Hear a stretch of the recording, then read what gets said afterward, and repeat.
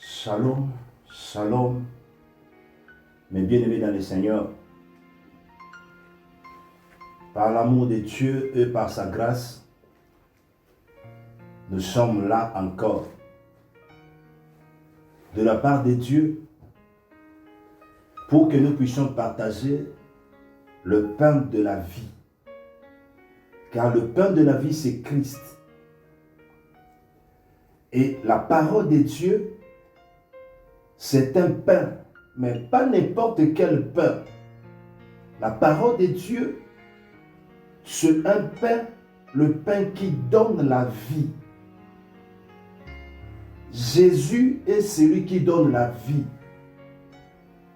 Si vous croyez en Jésus-Christ, vous aurez la vie. Parce que c'est lui qui donne la vie. Nous sommes là pour partager un morceau de pain, qui est la parole de Dieu. Et la parole de Dieu, comme je vous dis souvent, ne passe pas. Tout passera, mais la parole de Dieu ne passe point.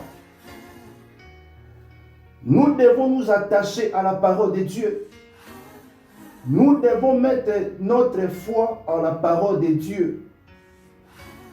Parce que les paroles des hommes passeront, mais la parole de Dieu ne passera point.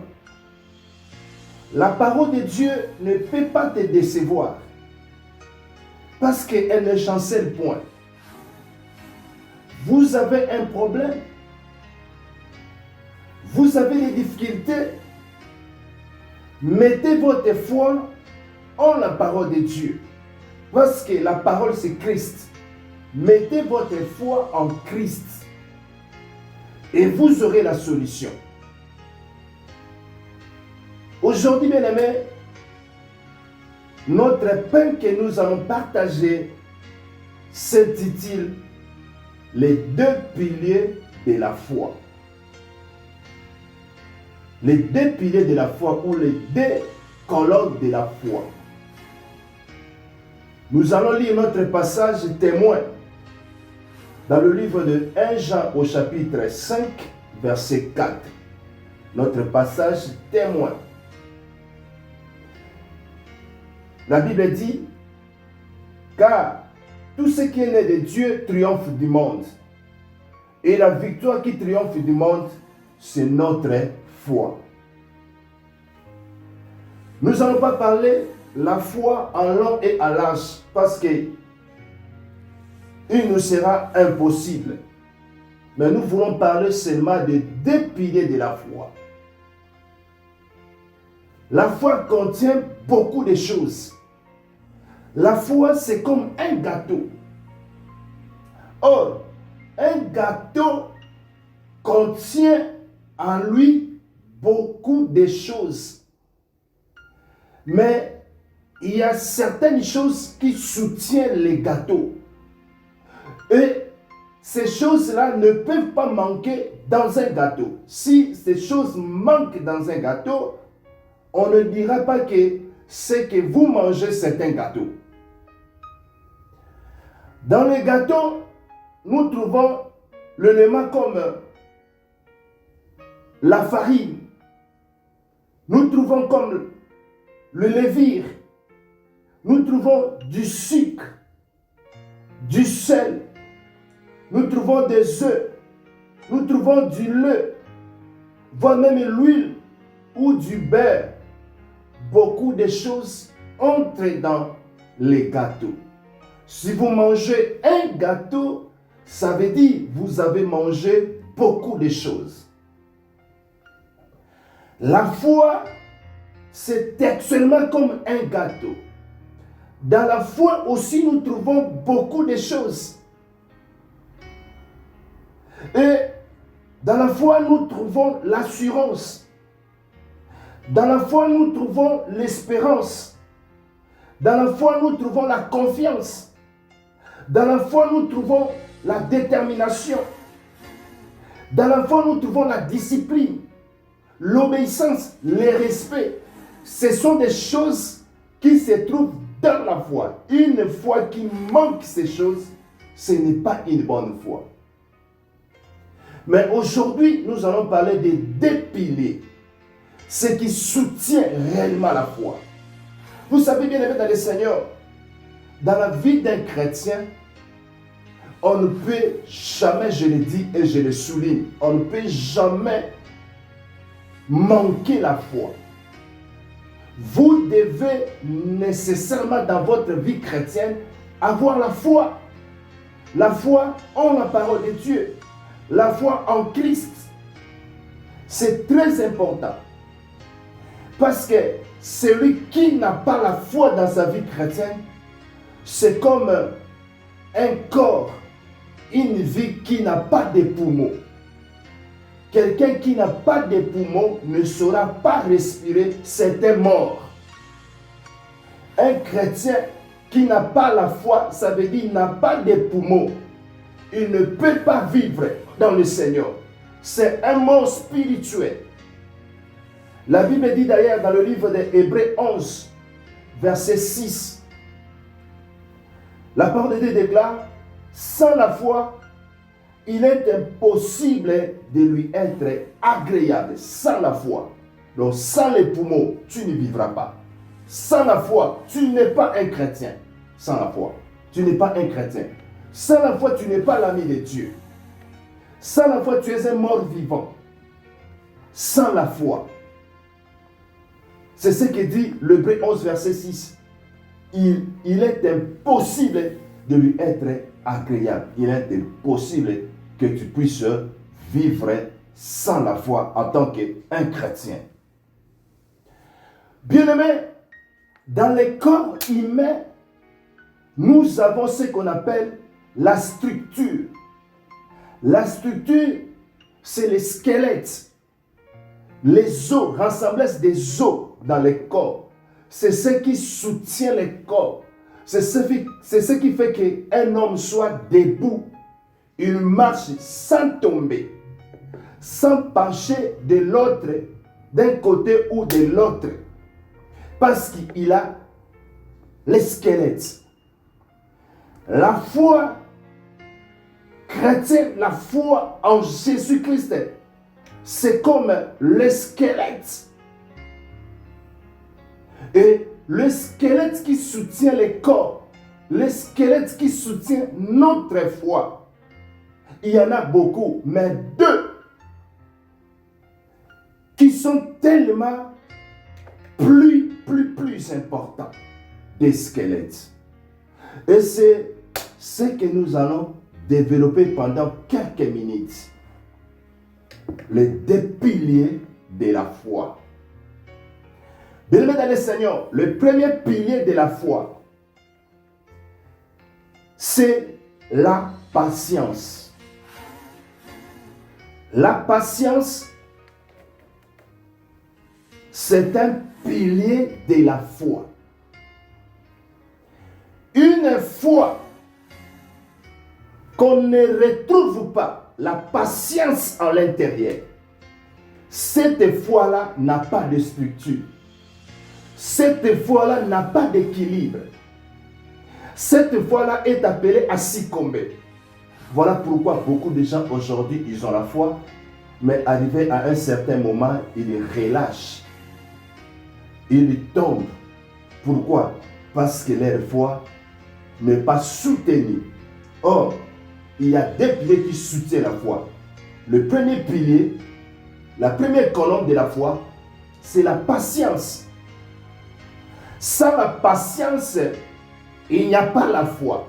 Mais il y a des gens qui disent qu'ils ont la foi, mais ils savent en eux qu'ils ne sont pas patients dans beaucoup de choses. On ne peut pas dire que vous avez la foi. Quand on parle dans le livre de Hébreux 11, verset 1, on nous donne la définition de la foi. Or, la foi est une ferme assurance des choses qu'on espère. J'avais dit autrefois, le mot important c'est ferme. Or, ferme là, en l'intérieur de ferme là, ferme assurance, nous trouvons des choses.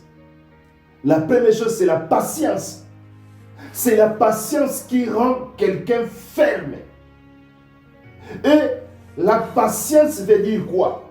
Selon la définition terre à terre est simple. Pour que vous puissiez comprendre. La patience, ça veut dire de rester sur place. La patience veut dire ne faut pas bouger.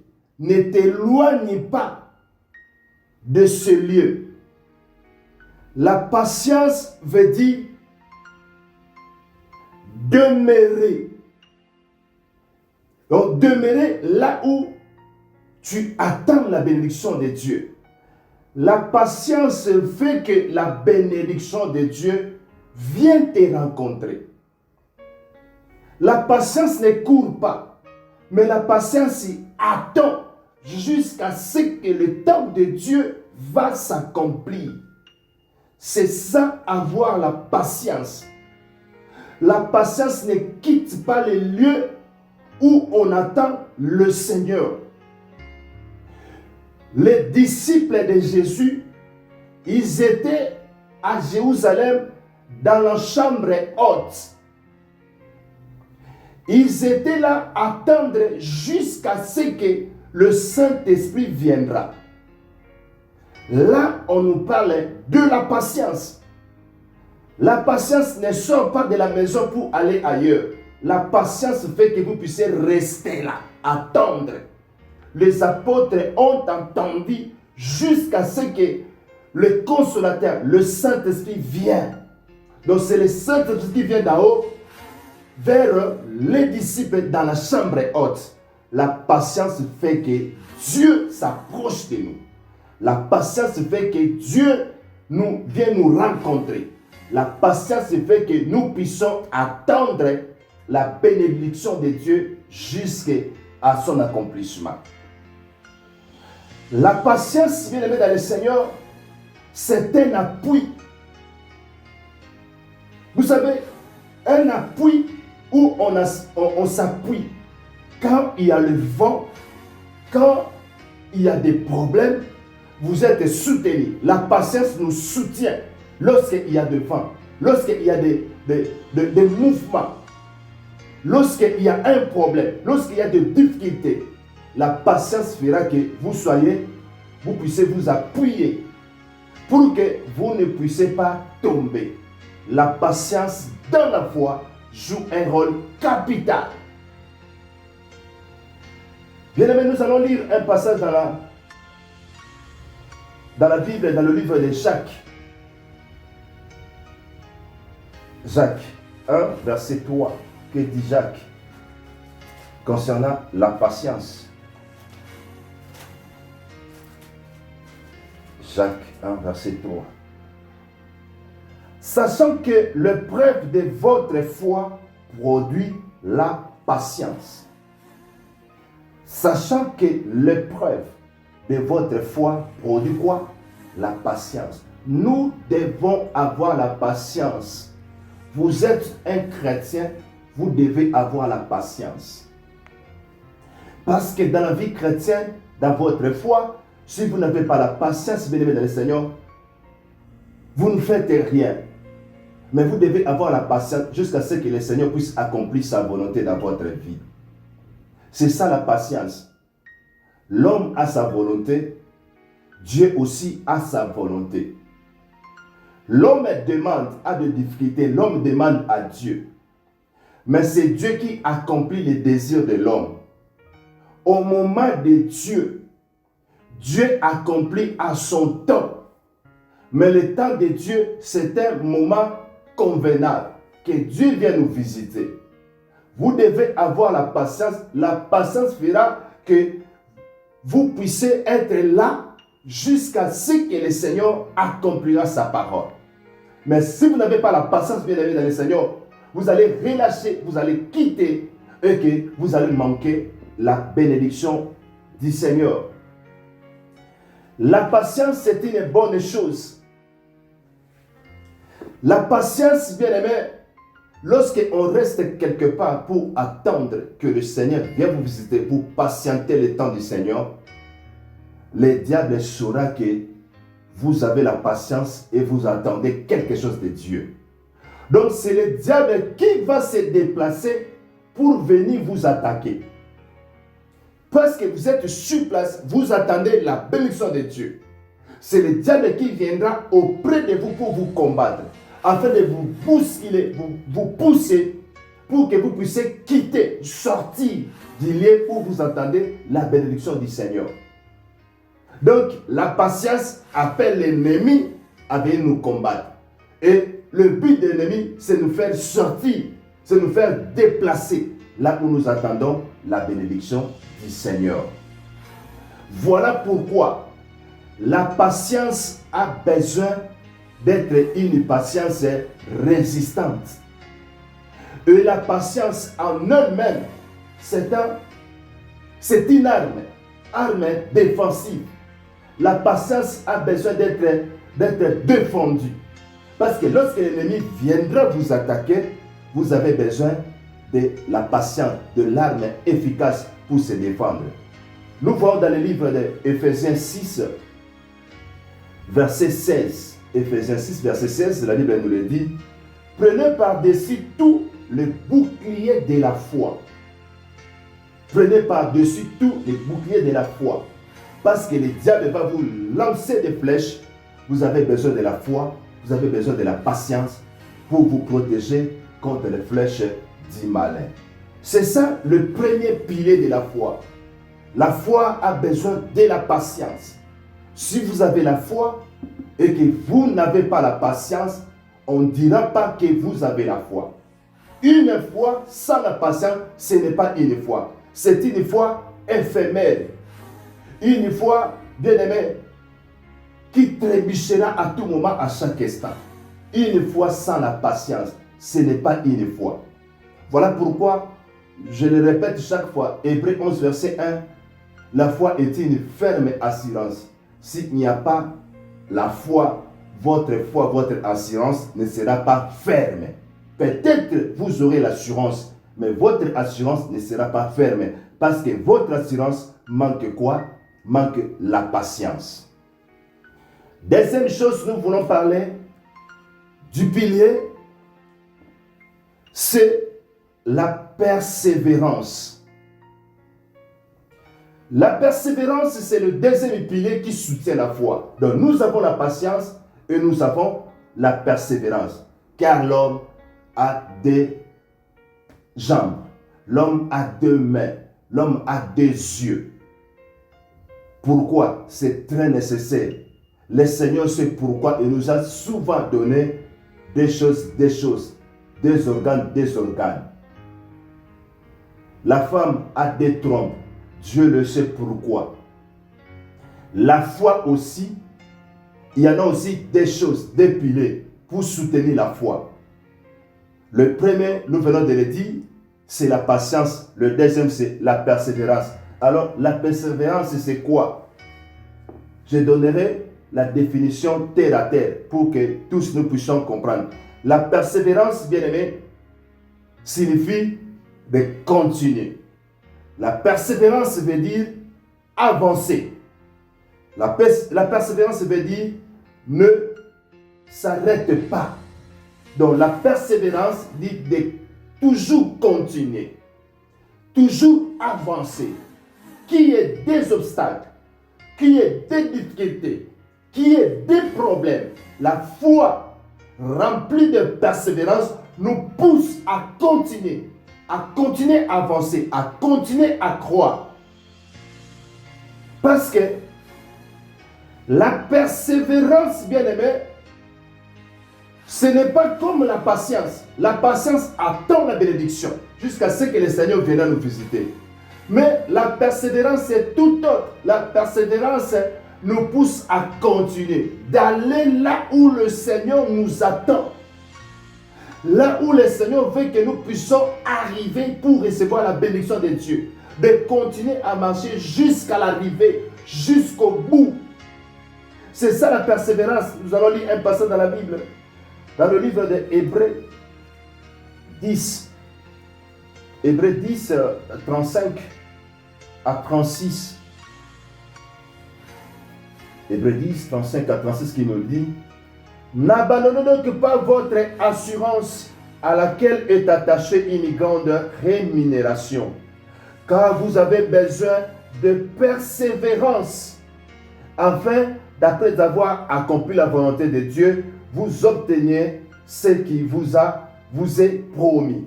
Nous avons besoin de la persévérance. Si vous n'avez pas la persévérance dans votre foi, c'est-à-dire vous êtes éphémère, votre foi est faible. Voilà pourquoi lorsqu'il y aura des problèmes, bien aimés dans le Seigneur, vous allez relâcher. Et il y a beaucoup de gens aujourd'hui, ils étaient dans le Seigneur. Ils ont abandonné le Seigneur. Ils sont maintenant dans l'apostasie. Pourquoi? Parce qu'ils avaient manqué ces deux piliers de la foi. Ils avaient cru autrefois. Mais parce que leur situation difficile demeure, ils ont des désirs, ils ont des besoins, mais rien ne change.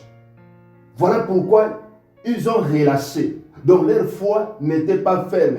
Il manquait quoi? La patience et la persévérance. La persévérance, bien aimé dans le Seigneur, pour que nous puissions nous continuer. Nous avons un exemple dans la Bible, dans le livre d'Exode. L'histoire des enfants d'Israël. Les enfants d'Israël, bien aimés, ils sont sortis de l'Égypte. Il était question que les enfants d'Israël puissent marcher jours et nuits selon la nuée et selon le feu qui était la présence de Dieu. De continuer à marcher jusque dans le désert. C'est là où ils devaient se reposer un peu. Et après le désert, ils devaient continuer à marcher jusque dans le lieu promis. Le lieu promis, c'était le Canaan.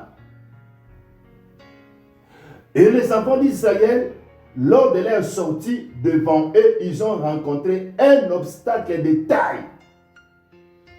Et c'était la mer Rouge. Et devant la mer Rouge, les enfants d'Israël étaient paniqués, pleuraient. Bien aimé, ils parlaient mal contre Moïse.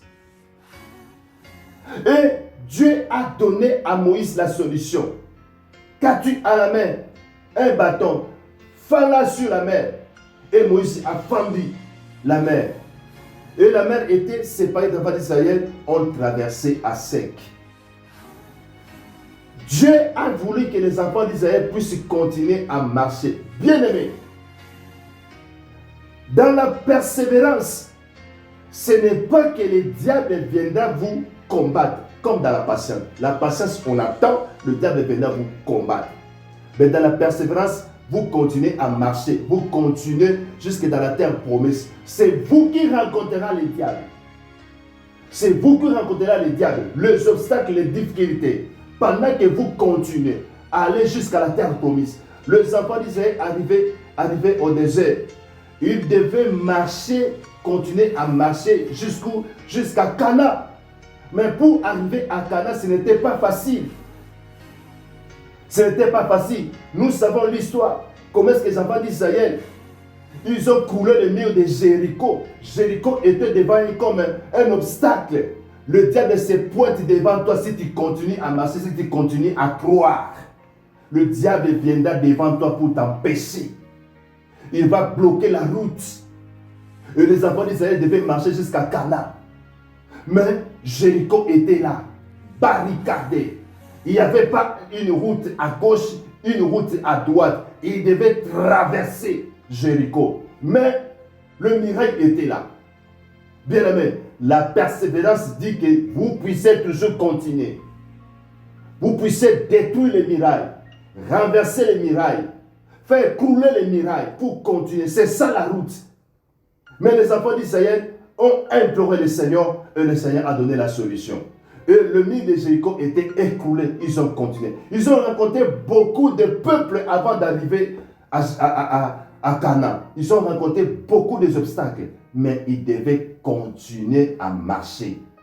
Parce que, bien aimé dans le Seigneur, parce qu'ils devaient avoir la persévérance. Malgré tout, il y avait des peuples qui s'élevaient contre eux.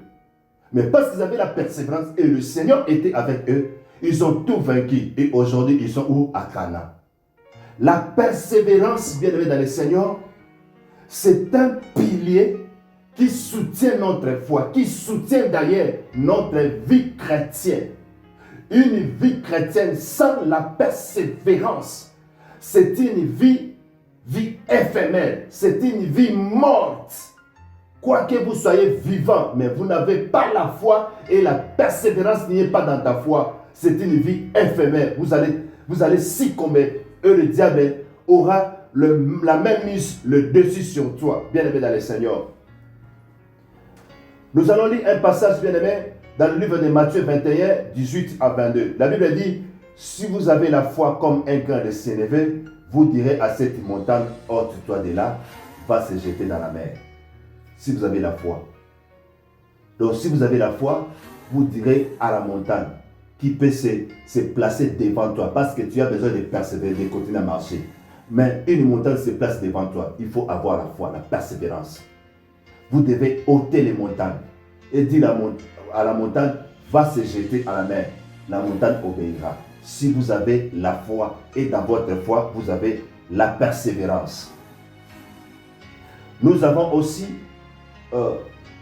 des titres, des Timothée plutôt, des Timothée 2, verset 12. La Bible dit, si nous persévérons, nous régnerons aussi avec lui. Si nous persévérons dans la vie chrétienne. Dans la vie chrétienne, il y aura beaucoup de problèmes, beaucoup de difficultés. Le diable ne nous laissera pas libres. Le diable ne nous laissera pas en paix. Il viendra toujours nous combattre. Mais la parole de Dieu dit, si nous persévérons, nous régnerons aussi avec Jésus. Votre vie chrétienne a besoin de la persévérance dans votre foi. Nous avons aussi, bien aimé dans le Seigneur, Matthieu 10, verset 22. Vous serez haïs de tous à cause de mon nom, mais celui qui persévérera jusqu'à la fin sera sauvé. Nous les chrétiens, nous serons haïs de tous. On va nous insulter, on va nous injurier, on va nous rejeter, nous donner le dos, nous fermer la porte. Mais Christ nous dit, nous devons persévérer jusqu'à la fin. Vous avez la foi, associez votre foi avec la persévérance. Une foi sans la persévérance, ce n'est pas une bonne foi. Nous voulons conclure, bien-aimés. Nous voulons terminer avec un passage dans le livre des Romains, Romains 12, verset 12. Romains 12, verset 12, la parole de Dieu déclare, réjouissez-vous en espérance, soyez patients dans l'affliction, persévérants dans la prière. Soyez patients dans l'affliction, persévérants dans la prière. Donc on nous parle de la patience et on nous parle de la persévérance. Ce sont ces deux choses qui soutiennent notre foi. La foi a besoin de la patience, la foi a besoin de la persévérance. Ce sont des colonnes, la structure, le squelette de notre corps, de notre vie. Sans ces deux choses, notre foi est éphémère. Sans ces deux choses, vous ne vivez pas la vie chrétienne. Sans ces deux choses, vous n'êtes pas dans la vie chrétienne. Vous êtes ailleurs. Sans la persévérance, sans la patience, vous n'êtes pas dans la vie chrétienne. Vous êtes ailleurs, quelque part. Ne dites pas que vous êtes dans le Seigneur. Si vous n'avez pas la patience, vous n'avez pas la persévérance. Voilà ce que nous avons préparé pour vous dire. Nous devons avoir la patience et la persévérance. Ce sont des choses qui soutiennent notre foi afin que nous ne puissions pas trébucher jusqu'à ce que le Seigneur viendra nous prendre. Nous voulons prier pour vous. C'est très important de prier pour vous. Oui, vous avez un problème. Vous êtes malade, vous souffrez, bien aimé. Mais la main là où vous avez mal. Notre Dieu est puissant. Notre Dieu est celui qui guérit. Notre parole, notre prédication ne repose pas seulement en parole, mais en puissance aussi. Le Seigneur est capable de te donner la solution, même aujourd'hui, si tu crois. Ce n'est pas moi qui donne la solution, ce n'est pas moi qui guéris, mais notre Seigneur est là. Nous avons prêché sa parole. C'est lui la parole. Si tu as un problème qui te trouble, mets ta main sur le cœur, le Seigneur est là. Crois seulement et tu verras la gloire de Dieu. Nous voulons prier. Seigneur, nous venons auprès de toi au nom de ton Fils bien-aimé Jésus-Christ. Nous avons parlé de toi à ce peuple. Seigneur, vois mon bien-aimé qui a cru à cette parole. Et il attend de toi quelque chose. Parce qu'il prie avec nous, c'est-à-dire il a cru en toi. Père, je prie au nom de Jésus-Christ. Toi qui es malade, sois guéri en cet instant. Je commande à cette maladie, je commande à cette douleur qui te dérange en cet instant au nom de Jésus-Christ. Libère le corps de mon bien-aimé. Sors. Sors au nom de Jésus-Christ. Reçois la guérison par le maîtrise de Jésus-Christ. Que la guérison soit certaine dans ta vie. Que tout change. Bien-aimé, essaie les mouvements que tu ne parvenais plus à le faire. Faites-le maintenant, le Seigneur est là. Lève-toi sur ton lit et marche, le Seigneur t'accompagne. Toi qui es troublé par des femmes spirituelles, de maris spirituels, qui viennent chaque nuit te déranger. Je vous ordonne en cet instant, au nom de Jésus-Christ, de libérer son corps. Partez dans le lieu aride. Que la puissance du nom de Jésus-Christ vous libère. Que le sang de Jésus-Christ vous couvre de maintenant. Toi qui as un problème, tu as besoin de la solution. Que le vent du Saint-Esprit t'apporte la consolation. Que le vent du Saint-Esprit te restaure, te donne la solution. Crois seulement, tu verras la gloire de Dieu. Remercie le Seigneur parce que le Seigneur est fidèle à sa parole. Père, je déclare si celui qui nous a suivis, que ta main puissante puisse les restaurer. Je crois en toi et je te dis merci parce que tu as agi. Au nom de Jésus-Christ, notre Seigneur et Roi, nous venons de prier. Amen. Soyez tous bénis au nom de Jésus-Christ.